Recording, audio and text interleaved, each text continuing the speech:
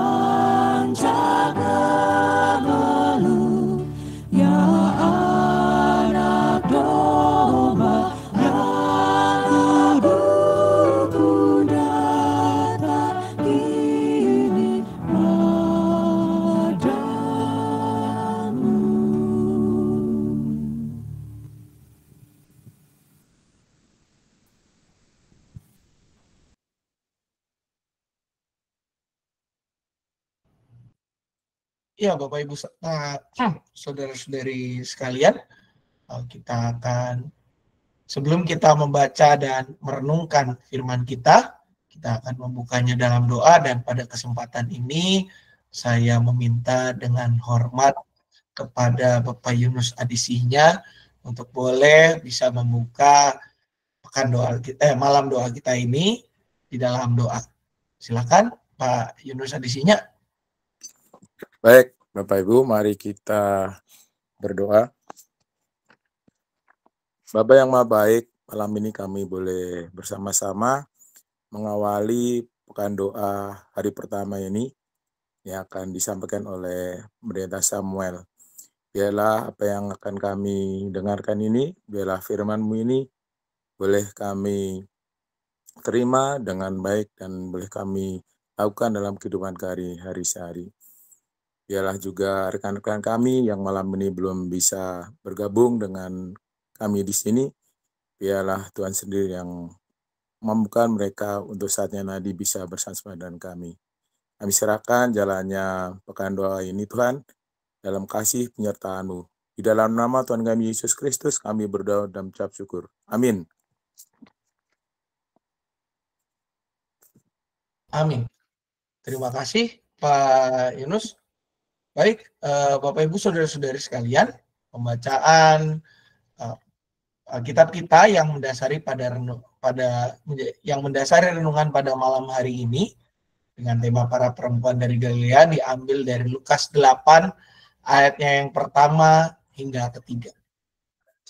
Lukas 8 ayat 1 hingga 3 saya akan bacakan untuk kita semua. Demikian bunyi firman Tuhan. Tidak lama sesudah itu, Yesus berjalan berkeliling dari kota ke kota dan dari desa ke desa, memberitakan Injil Kerajaan Allah. 12 rasul bersama dia. Demikian juga beberapa perempuan yang telah disembuhkan dari roh-roh jahat dan berbagai penyakit, yaitu Maria yang disebut Magdalena, yang telah dibebaskan dari 7 roh jahat. Yohana istri Kuza, bendahara Herodes, Susana, dan banyak perempuan lain. Perempuan-perempuan ini melayani rombongan itu dengan harta milik mereka. Demikianlah pembacaan firman Tuhan. Yang berbahagia ialah setiap kita yang tidak hanya membaca, juga merenungkan dan memelihara firman-Nya dalam hidup keseharian kita. Bapak Ibu saudara-saudari, renungan kita pada malam hari ini berjudul Para Perempuan dari Galilea. Dan kalau kita melihat Bapak Ibu bacaan tadi, kita bisa mendapatkan kesan bahwa Yesus itu di dalam menjalankan misinya, dia tidak seorang diri. Di balik langkah-langkah pelayanan Tuhan kita yang dilakukan secara revolusioner, berdiri sekelompok perempuan yang setia. Di sini ada beberapa nama yang disebutkan. Ada yang bernama Maria Magdalena, di mana diceritakan sebagai perempuan yang telah dilepaskan atau disembuhkan dari berbagai penyakit dan roh jahat, yang telah disembuhkan dari roh jahat. Juga di situ ada seorang yang bernama Yohana, dan juga ada seorang juga bernama Susana, dan banyak perempuan-perempuan lainnya. Bapak Ibu serta saudara-saudari, kalau kita lihat nama-nama ini mungkin agak sedikit asing, kecuali Maria Magdalena yang kita cukup kenal namanya karena beberapa kali disebutkan. Tapi kalau kita bicara tentang Yohana, istri Kuza, bendahara Herodes, dan juga Susana, rasanya kita agak bingung dengan nama-nama ini, kurang familiar. Yohana, istri Kuza, bendahara Herodes, tercatat hanya disebutkan satu kali di dalam bagian ini. Dan juga Susana kurang lebih sama, Bapak Ibu serta saudara-saudari. Walaupun demikian, Bapak Ibu saudara-saudari, mereka ini, para perempuan ini bukan hanya pengikut pasif. Tidak hanya sekedar mengikuti Tuhan Yesus. Tidak hanya sekedar kemana Tuhan berada, dia pun pergi gitu ya, mengejar Tuhan Yesus. Tapi apa? Mereka adalah pelaku nyata dalam penyebaran Injil. Alkitab mencatat bahwa mereka menyokong pelayanan Yesus dengan harta mereka. Sebuah tindakan yang radikal di tengah budaya yang sering membungkam suara dan perempuan. Kalau kita bicara tentang perempuan, Bapak Ibu, di dalam Alkitab kita, apalagi di dalam budaya patriarki, masyarakat Israel itu kan budaya patriarki sekali, ya, yang sangat mengedepankan laki-laki. Peran perempuan itu sangatlah sedikit, ya, bahkan kurang terdengar. Dalam bagian ini kita bisa melihat bahwa ternyata para perempuan itu punya peran yang besar. Karena apa? Karena mereka menyokong pelayanan Yesus bukan dengan sekedar mereka datang, bukan dengan sekedar mereka cuman menyebarkan suara, tapi apa? Memberikan harta. Dan kalau kita lihat seorang yang bernama Yohana istri Kuza, Bapak Ibu, bendahara Herodes, ini bukan orang yang main-main. Dia justru orang yang boleh dibilang berkelebihan. Karena apa? Suaminya adalah bendahara kerajaan, bendahara Herodes. Berarti dia adalah orang yang terpandang. Di dalam situasi yang mungkin membuat dia terekspos dengan berbagai bahaya. Karena Herodes itu tidak sepakat dengan Yesus. Dia justru menjadi penyokong dari pergerakan Yesus. Juga seorang yang bernama Susana. Dan banyak perempuan-perempuan. Tindakan mereka menunjukkan bahwa mendukung pelayanan bukan hanya milik para pemberita firman atau para pemimpin rohani. Setiap orang dengan peran dan sumber daya yang mereka miliki dapat menjadi bagian penting dari kerajaan Allah. Mereka memberikan dukungan itu bukan karena sebuah keharusan, tetapi karena hati yang tersentuh oleh kasih Allah. Kasih itulah yang mendorong kemurahan, mendorong kerelaan, mendorong ketulusan, bahkan mendorong keikhlasan. Para perempuan ini tidak lagi menghitung rugi. Sebenarnya mereka tahu bahwa apa yang mereka berikan, waktu, tenaga, harta, dan sejenisnya, itu bukan sebuah hal yang dilakukan untuk mendapatkan kehormatan pribadi. Melainkan apa? Melainkan sebuah respon dari hati yang telah dijamah oleh kasih ilahi. Dalam dunia yang mengagungkan kekuasaan dan pencapaian, para perempuan ini mengajarkan kepada kita bahwa kekuatan sejati ada di dalam kesetiaan. Kesetiaan bukan kesetiaan yang terlalu lebay, bukan kesetiaan yang wah, bukan kesetiaan yang seperti apa, tetapi kesetiaan yang sederhana. Mereka mendukung, kalau kita perhatikan sekali lagi Bapak Ibu, mereka mendukung bukan keharusan, tapi karena jamahan kasih Allah. Dan mereka tidak hanya sekedar mendukung satu hari, tetapi mereka setia. Walaupun dilakukan dengan kesederhanaan. Dan juga apa? Dalam pengorbanan yang tulus. Alkitab tidak mencatat bahwa para perempuan ini ketika Tuhan Yesus disalib mereka datang menagih. Saya sudah mendukung kamu, kenapa kamu seperti ini? Kenapa kamu malah kalah? Kita melihat bahwa perempuan ini tidak menagih Tuhan Yesus. Tetapi apa? Mereka memberikan apa yang mereka miliki secara tulus kepada Yesus. Menjadi sebuah bentuk dukungan yang sejati. Menjadi sebuah bentuk dukungan yang setia. Walaupun nama mereka tidak terlalu banyak tercatat, kecuali memang Maria Magdalena yang cukup dikenal di Alkitab kita. Tetapi dukungan yang mereka beri itu menolong pelayanan Yesus. Menolong Injil Tuhan semakin tersebar. Nah Bapak Ibu serta saudara-saudari, ketika kita kembali kepada keseharian kita di hari ini. Dalam dunia yang sering menilai seseorang dari seberapa besar yang bisa mereka hasilkan, Tuhan justru melihat hati di balik pemberian.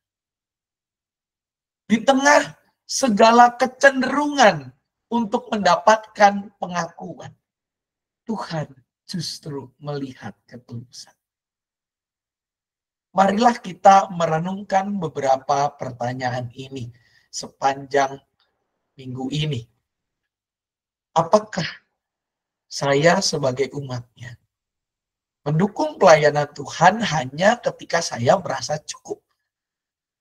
Atau kita juga mendukung pelayanan ketika dipanggil untuk percaya atau bekerja lebih dalam? Apakah saya hanya mendukung pelayanan Tuhan ketika saya memang sedang senang mendukung? Atau hanya karena ketika melihat ada kecocokan dengan visi dan misi saya? Atau justru atau justru kita juga berani mendukung pelayanan Tuhan ketika kita melihat bahwa Tuhan hendak mengajar bahwa tidak selamanya segala sesuatu sesuai dengan pandangan kita? Sudahkah kita menggunakan apa yang Tuhan percayakan pada kita, baik itu uang, waktu, tenaga, diri, keterampilan yang Ia hadirkan dalam hidup kita untuk menopang pelayanannya secara utuh dan penuh, bahkan tanpa mengharap balasan? Mari kita merenungkan ini dalam keheningan sejenak. Saat hening bagi kita sekalian.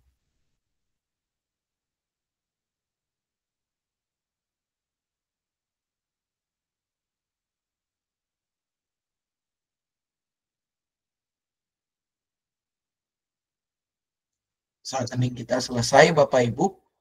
Pada saat ini kita masuk kepada bagian doa penutup dan doa syafaat. Pada saat ini secara khusus kita hendak berdoa agar kita sebagai umatnya berani meneladani apa yang dilakukan oleh para perempuan dari Galilea itu. Memberi diri untuk dipakai Tuhan dan menjadi berkat di dalam karya yang Ia nyatakan dalam kehidupan kita. Jika ada pokok doa syafaat tambahan selain daripada yang juga tercantum di dalam warta jemaat, dipersilakan Bapak Ibu untuk menambahkannya. Apakah ada?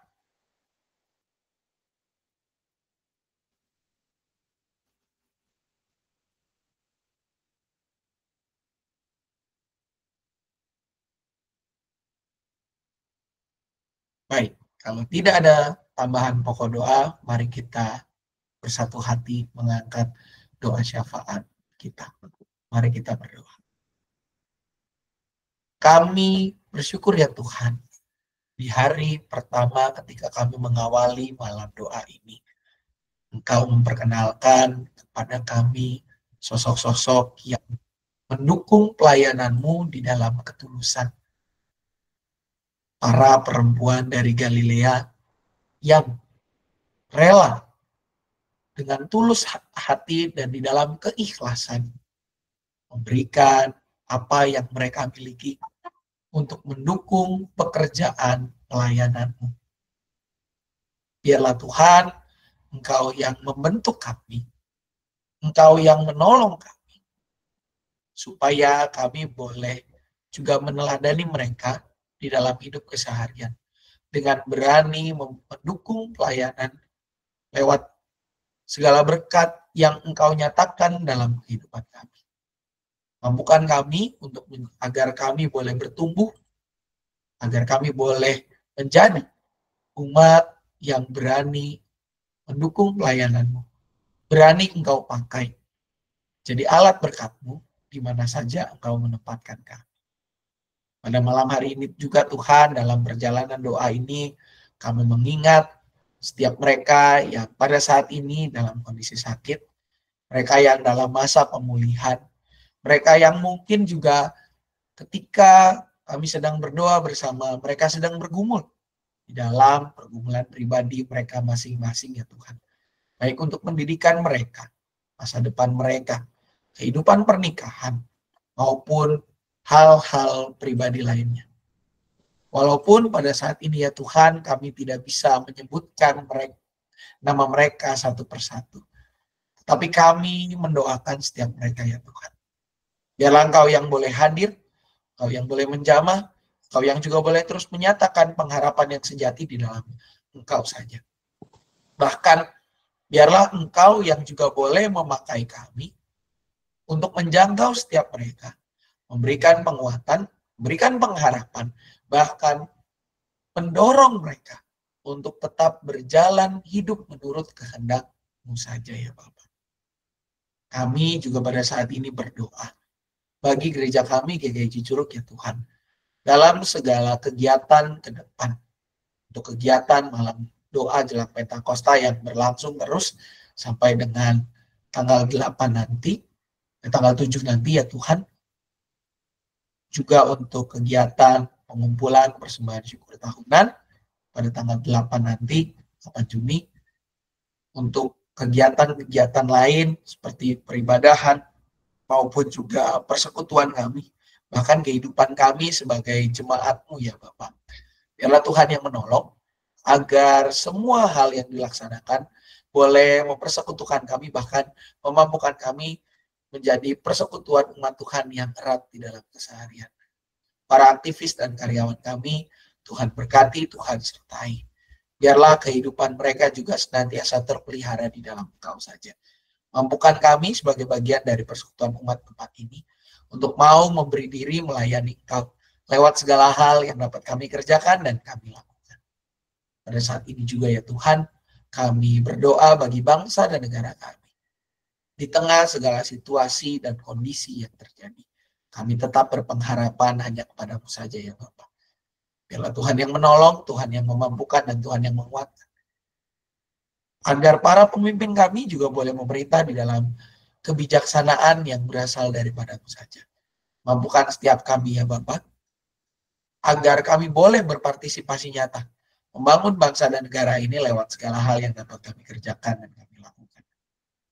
Kami juga menyerahkan diri kami ya Tuhan ke dalam tangan pemeliharaan-Mu. Jadilah pada kami seturut dengan kehendak-Mu saja. Nah, doa kami yang kami satukan dalam nama Anak Tuhan Yesus Kristus, kami berdoa dan berpengharapan. Amin. Bapak Ibu Saudara-saudari, mengakhiri malam doa kita pada edisi pertama ini, kita akan menyanyikan sebuah pujian penutup yang diambil dari Kidung Jemaat 370, yaitu Ku Mau Berjalan Dengan Juru Selamatku.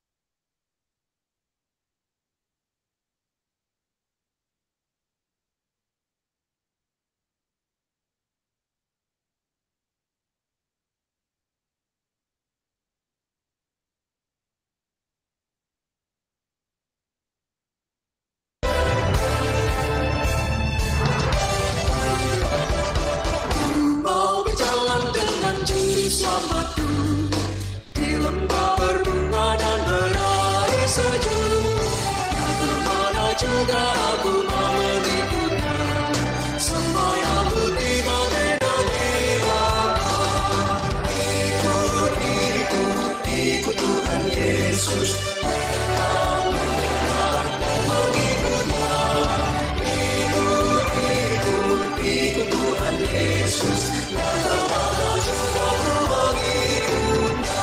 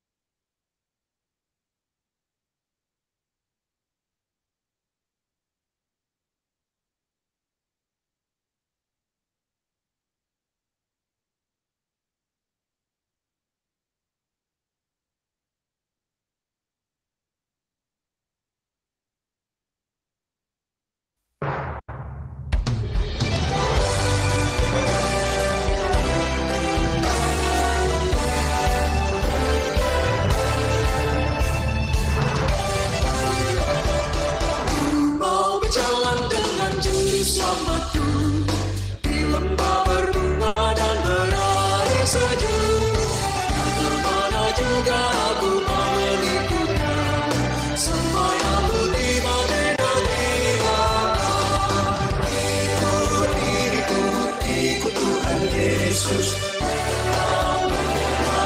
mengikutnya.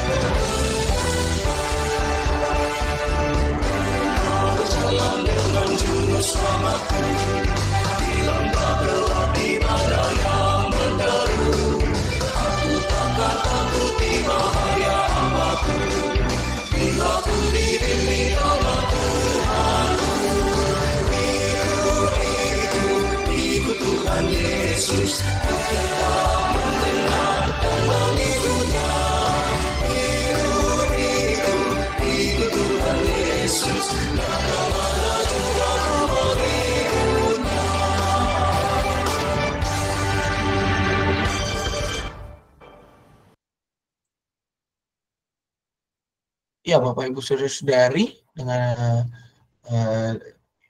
dengan demikian renungan malam doa kita pada edisi pertama ini selesai. Barangkali mungkin ada pengumuman terlebih dahulu sebelum saya menyampaikan pengumuman. Apakah ada pengumuman mungkin dari Komisi Dewasa, ada yang mau mengumumkan sesuatu? Adakah perwakilan KD di sini?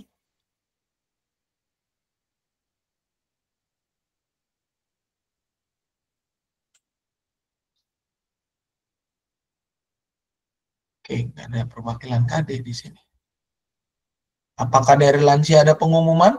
Barangkali ada perwakilan lansia?